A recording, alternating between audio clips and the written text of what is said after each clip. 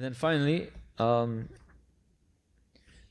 hadith number, I think, 68 is narrated by Umar radiallahu anhu, and the Nabi sallallahu alayhi wa sallam قال لا يسأل الرجل فيما ضرب امرأته rahu Abu Dawud وغيره. That a man, on the authority of Umar radiallahu anhu, that a man should not be asked about, it says to hit, you can say to reprimand his wife about having something with his wife, reprimanding his wife.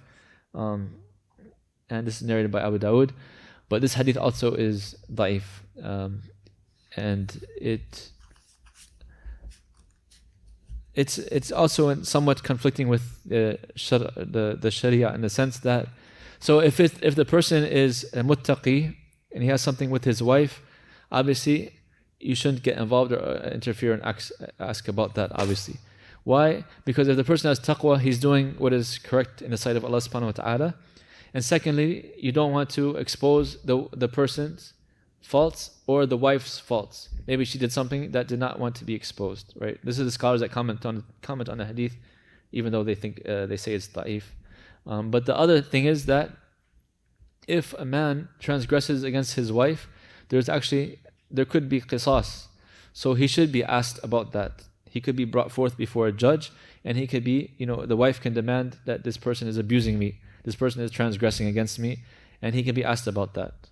So just for clarification's sake, that the hadith is weak, first of all, so it's not an authority. We don't have to use it and don't have to explain it anyways.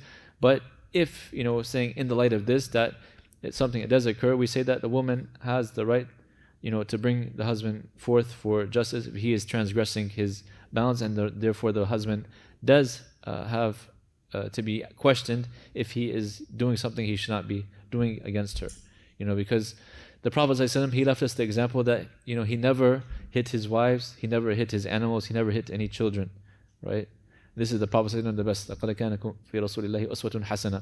The best example is in the Prophet ﷺ. So following that example is best, and even the Prophet ﷺ said, the best of you are the best to your families, and I am the best to my families, right? So look how he carried himself with his family and how he interacted with his wives and his children, in that manner, and that's what we should follow.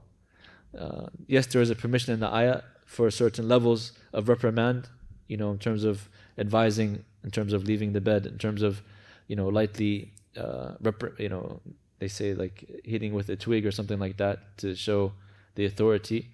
But those are all in stages, and a good husband or a good man should never have to get to the final stage, right? Following the example of the Prophet ﷺ. But anyways, that's the end of Bab Muraqabah. And then we start the chapter on Taqwa.